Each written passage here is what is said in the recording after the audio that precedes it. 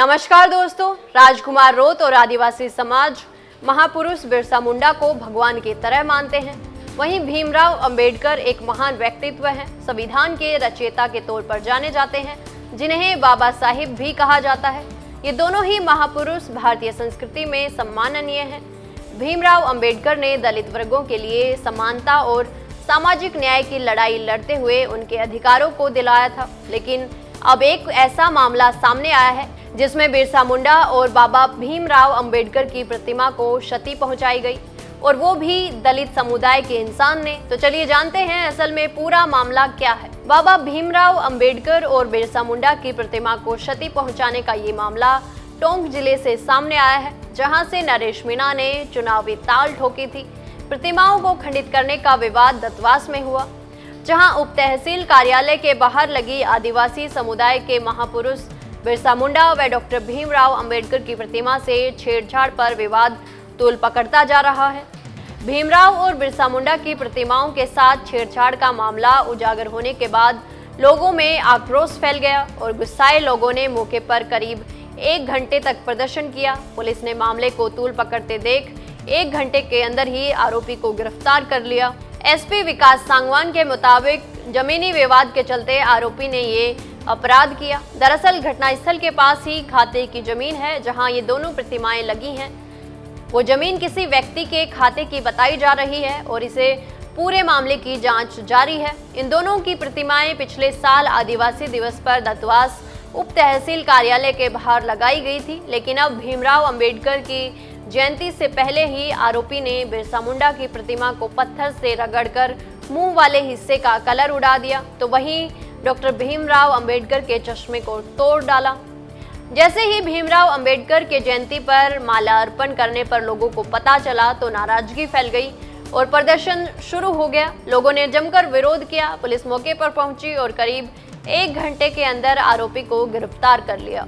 सामने आया है कि आरोपी ने जमीनी विवाद में इन प्रतिमाओं के साथ छेड़छाड़ की। आरोपी का नाम लक्ष्मण रैगर बताया जा रहा है, जो प्रतिमाएं लगी जमीन पर कब्जा करना चाहता है। दोस्तों, भारत आदिवासी पार्टी के संयोजक व सांसद राजकुमार रोत अक्सर भगवान बिरसा मुंडा की बात करते हैं, क्योंकि उनका भारत को स्वतंत्र करवाने में जो योगदान रहा वो इतिहास के पन्नों में स्वर्ण अक्षरों में लिखा गया।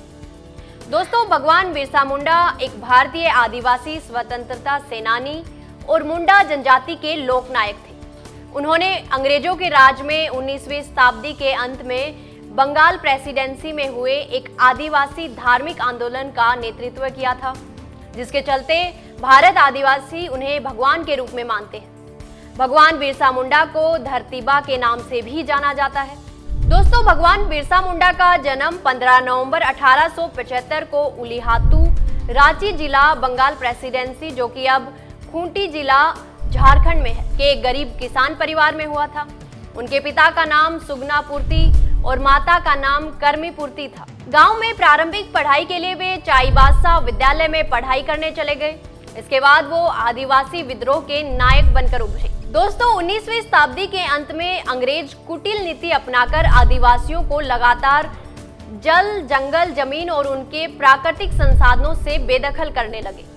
हालांकि आदिवासी विद्रोह करते थे, लेकिन संख्या बल में कम होने एवं आधुनिक हथियारों की कमी के कारण उनके विद्रोह कुछ ही दिनों में दबा दिए जाते थे। ये सब देखकर बिरसा मुंडा विचलित हो गए और 1895 में अंग्रेजों की लागू की गई जमींदारी प्रथा और राजस्व व्यवस्था के खिलाफ लड़ाई के साथ साथ जंगल जमीन की लड़ाई छेड़ दी।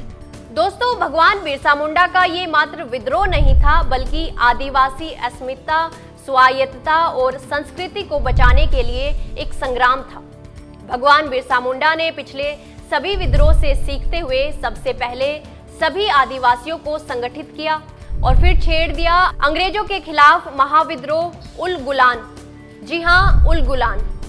इसी के साथ ही धीरे धीरे बिरसा मुंडा का ध्यान मुंडा आदिवासी समुदाय की गरीबी की ओर गया, जिनका जीवन अभावों से भरा हुआ था।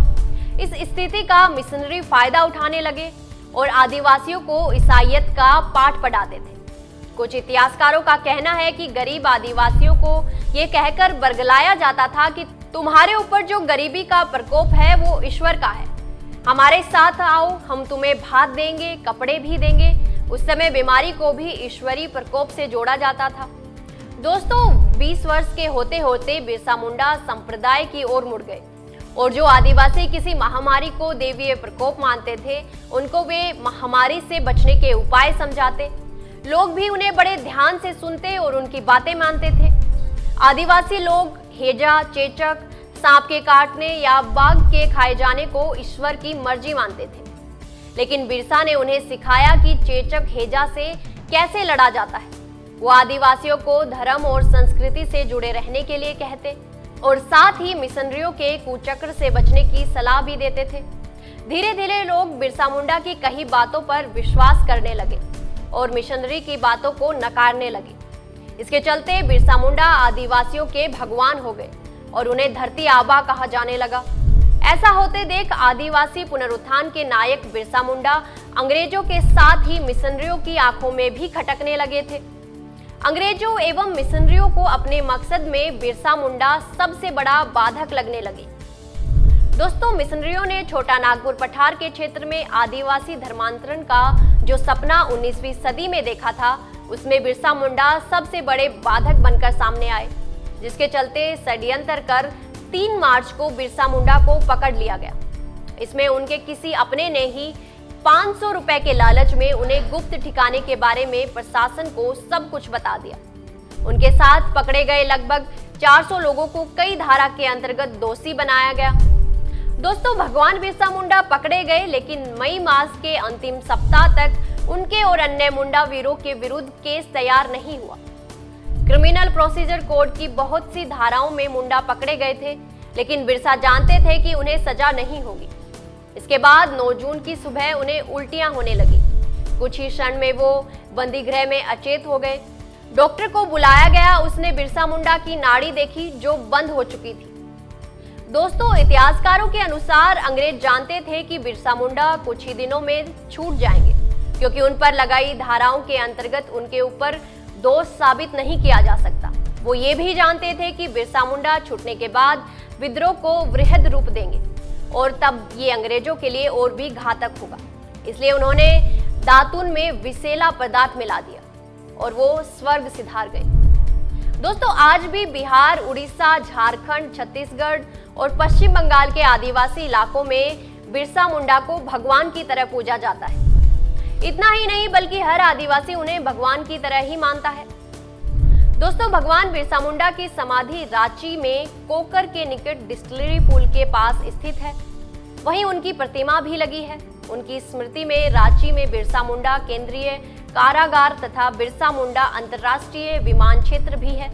दोस्तों, 10 नवंबर 2021 को भारत सरकार ने 15 नवंबर यानी बिरसा मुंडा की जयंती को जनजातीय गौरव दिवस के रूप में मनाने की घोषणा की थी। दोस्तों, भगवान बिरसा मुंडा का भारत को स्वतंत्रता दिलाने समेत आदिवासियों के जीवन में उत्थान का अभूतपूर्व कार्य किया था, जिस कारण उनके बारे में हर भारतवासी को पढ़ाना और जानना चाहिए, ताकि इस महान क्रांतिकारी के जीवन से प्रेरणा लेकर उनके पथ पर चल सके और अपने देश, समाज और स्वधर्म के प्रति लगाव बन सके। दोस्तों, जानकारी अच्छी लगी तो वीडियो को लाइक व शेयर करें और चैनल को तुरंत सब्सक्राइब कर लें। धन्यवाद। ऐसे ही और वीडियोस देखने के लिए सब्सक्राइब करें मॉर्निंग न्यूज इंडिया को और जुड़े रहिए हमारे साथ।